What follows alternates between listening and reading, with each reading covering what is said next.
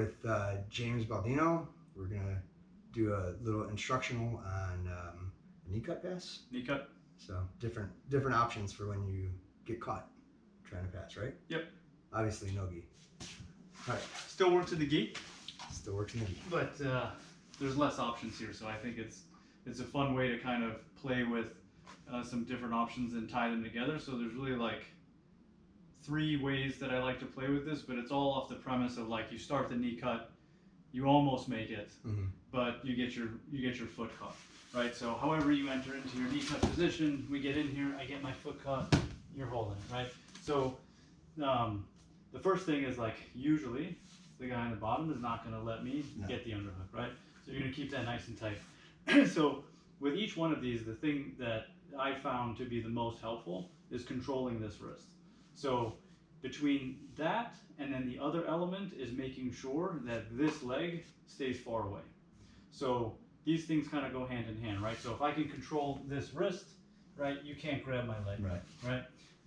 And if this leg gets too close and you grab it, now I'm in a bad position because I have nothing working for me here. So once I get here, if I make it, goes for my cut, I get stuck here, I immediately sit back and I'm sitting on your leg. Because what you want to do is try to bump me forward, right?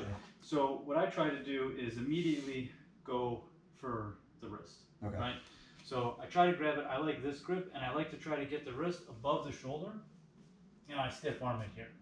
The idea being that like, if I'm heavy here and I'm stiff arming here, if you go to bump me, I already have a post here, and it's a little bit difficult. The other thing is like I'm protecting you from getting from that leg, and also, even though I don't have the underhook, you're trying to fight for the underhook. If you go to try to get up right now, I slow you down with this. We're by some time, right? So the first one is not very friendly, but like if you're far away like this and I can get my head underneath your chin, right? I cover your hip, I get my head under your chin, and I'm pressing you out so I can flatten your shoulders out and then complete the pass. Right, so we get in, I get stuck, right? I don't have the underhook, you're protecting this, and block this, right?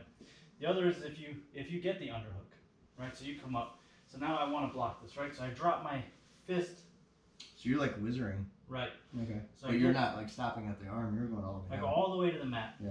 And I'll show you why I like this one.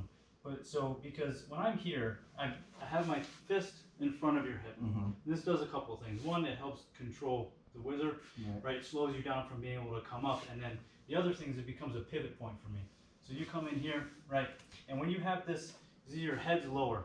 Right. So it's going to be much more difficult for me to get my head in here. Right. But because I have my hand here, I can separate away from you and start to still finish the knee cut. Now, see how you're grabbing my hip? It feels like you can come and follow me. Right. Once I get my leg out, my hand blocking your hip becomes a pivot point so that we can do like that traditional step over for the arm bar. So I keep my fist here, come around, step, replace, and come back.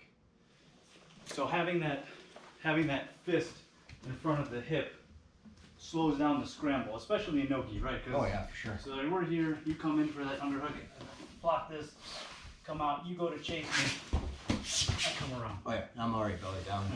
Right. Well, I can slow that hip down. Yeah. Right? So we have those. Now, let's say again, I can't get in here, you're nice and tight. The other thing is you can post on the head. Again, since I have the wrist, I can bring my leg in, pummel on top.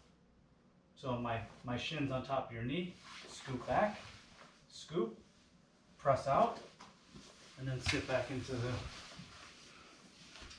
saddle, right? That's pretty, I like that. I like the second one too, the bar. The bar. So, and then the last one, and this is how they all kind of end up working together here, right? So the last one is, we're here, same thing, holding this wrist, and then let's say you don't have it all the way, we're a little tight.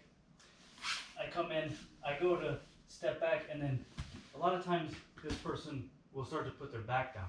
Right? So as I go to step back, you put your back down, I bring my knee in, I cross this one over, and go right in the mouth. Right? Or did you go into Yeah, as I say, do they get you in like a, I call it a quarter guard. It's Can be. 3/4 mount. So 3/4. guard, right? So, and then the way you think about how all these things can then work together, right? So let's say we're here, I get here, right?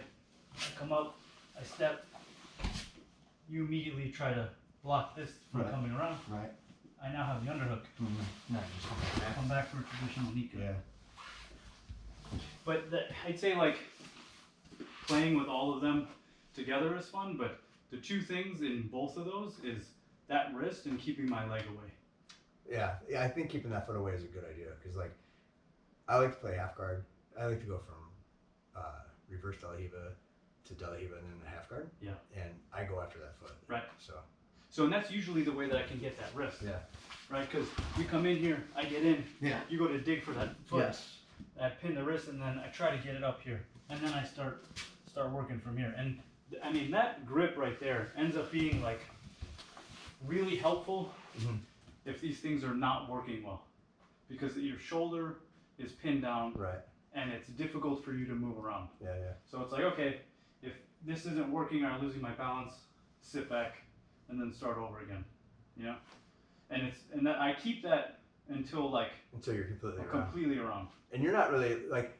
I always feel like if I don't have the underhook, it's a no go.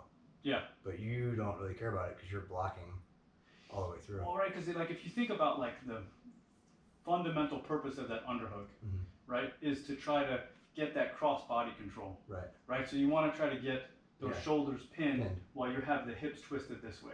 Right. So the thought with that wrist is kind of like second best, right? It's like, okay, I would be great if I could pin your shoulder this way, Right. but if I can stop your shoulder from pivoting and I can apply pressure here, I'm kind of accomplishing the same thing. I do need to be careful though about you coming around up to the back, right? So having that post out, it slows you down, and then obviously being aware of it and having your arm in the inside. Right. But what ends up happening in a lot of these times when you're like playing with it is like the underhook presents itself.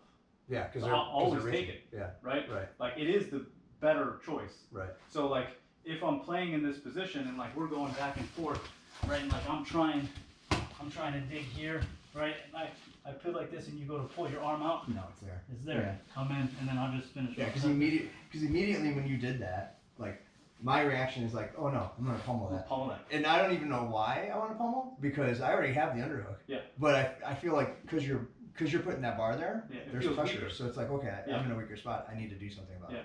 So when it comes, so like, again, the goal is always to like the traditional knee cut, get the underhook, pin the shoulder, get chest to chest and come through. But, you know, it's like, okay, well, I got there. Most people, you know, with any color, like in their belt, they know that like that's, you're not getting that. Right. So by keeping that arm shallow and nice and tight and pinning that wrist, you can start to play with moving this stuff around. And like, even that one where you go into mount, Right. like a lot of times you'll start to move over and people will stop your knee. Yeah. And just say, okay, Yeah. let's take the underhook and go back through it. Right. Yeah. No, that's good. It's good. Good system. Yeah, thanks, man. It's the Baldino Kneecut system. Yeah, so play with it. It's been fun now watching like some other people try it because now it's like, now people know what I'm doing. Right. So now they're trying to beat it. So like one thing that I'm working on right now is like when I go for this one, when I start to bring my foot in, they're reaching behind me to grab my foot. Because that's what I was thinking. Like I would grab. This is what I would do. Yeah, and this is a problem for me because now my knees are tight. Right. Right. So now this is a bad position. Yeah. Right. So it's like, okay, now I need to be conscious of if I'm gonna bring my foot in, I got to make sure that this hand is on the outside of your hip. Right. Right. I can't just because before when you were tight like this, I'm like, okay, I'll bring it in and then start coming over. Right. But then they grab the foot. I was like, okay. But like, all right, come back a minute. So if I'm here and I grab here, right? Yeah. What I was just thinking is, clamp on my tricep there, right? Now just post it like stiff arm it, you know? Oh, yeah. No, on the tricep. So you're pinning my arm down now, right? Yeah. Now put all your weight into this hip that's on me. Now kick your foot away. Yeah, to break it loose. Yeah. You know what other thing I was doing, which is not very friendly, is that come in here and press out. Oh, that's good too. Yeah. Yeah, that's good too. Just to try to open the space up. Because you're creating a space. Yeah. Like I'm here trying to stay tight. Yeah. To keep this. So just come in and be like just a little rude. Because this is gonna get weaker the further away. Yeah. That's good too.